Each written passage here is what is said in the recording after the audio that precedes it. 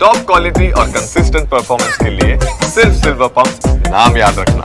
अभय दुबे जी, भारत के मुसलमानों का हीरो नहीं है वो। पद्मजा जी ना मानते हैं, ना उसको जबरदस्ती बनाया जाए। लेकिन हाँ, जिन लोगों ने अपना हीरो जो है नाथूराम गोडसे को माना हुआ, उनसे भी सवाल करेंगे। ठीक है अभय दुबे जी, हीरो नहीं है मुसलमानों का, ना औरंगजेब है। अभय दुबे जी। पद्मजा जी, बिल्कुल हर्षवर्धन जी ने बहुत अच्छी बात कही और मुझे लगता है कि मेरी इस बात को सुनने के बाद हर्षवर्धन जी और पद्मजा जी भी कड़ी निंदा भाजपा की करेंगी और आलोचना करेगी। जो भारत पर आक्रमण करे उसके खिलाफ बोलना चाहिए। क्या खूबसूरत बात कही आपने। Waging war against India, prevention of unlawful activity act की धारा के तहत जो मुकदमे दर्ज हुए, वो तारिक अहमद मीर घोषित पाकिस्तान का आतंकवादी, भारतीय जनता पार्टी ने उसको विधानसभा का चुनाव कश्मीर से लड़ाया। Saifullah Farooq waging war against India, जो अजहर मसूद का शिष्य रहा, पाकिस्तान से ट्रेनिंग लेकर आया, पंडितों का हत्यारा, जेल काटने के बाद भारतीय जनता पार्टी ने वार्ड नंबर 33 से उसको टिकट दिया।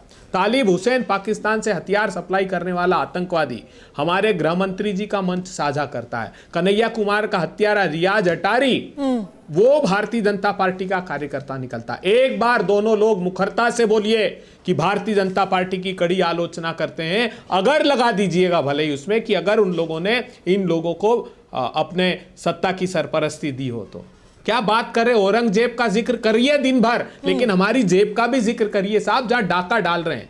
40 लाख करोड़ रुपए पेट्रोलियम प्रोडक्ट पर कर लगा लगा के मोदी जी ने हिंदुस्तान के नागरिकों की जेब से छीन लिए हैं। हिंदुस्तान के किसान की इतनी दुर्गति कर दी है, 25,000 रुपए हेक्टेयर कॉस्ट, इनपुट कॉस्ट बढ़ा दी। पार्लियामेंट्री कमेटी में खुद कृषि मंत्री कह रहे हैं कि मैं 2017 से कह रहा हूं कि ये डीजल पे से, कीटनाशक पे से, खाद पे से, पावर ट्रिलर पे से जीएसटी, डीजल के दाम करिए और इन पर से जीएसटी हटाइए। बोले मोदी सरकार हमारी सुनने को तैयार नहीं है। देश के लोगों, बुनियादी मुद्दों की बहस को सुनना प्रारंभ कीजिए। चैनल की टीआरपी इन सांप्रदायिक उन्माद की बहसों से हटा दीजिए, फिर देखिए हिंदुस्तान का स्वरूप कैसे बदलता है। ये हमारा नैरेटिव नहीं है, ये हमारे हिंदुस्तान का नैरेटिव सिर्फ नहीं है। जितना आपने टीआरपी और नैरेटिव की बात की है उस पे मैं जवाब दूंगी, फिर बाकी आपका चैलेंज है वो हर्षवर्धन जी उसका जवाब दे देंगे। ये कोई टीआरपी की बात नहीं है, ना मैंने कोई किसी के मुंह में उंगली डाल करके बोला था कि आप औरंगजेब का महिमा मंडन कीजिए, व्हाइट वॉश कीजिए, उनको एक जबरदस्त शासक बोलिए। तो अब एक बार अगर अबू आजमी कर रहे हैं, बिल्कुल, अगर ऐसा मंच साझा हुआ है उसमें कौन सी अच्छी बात है।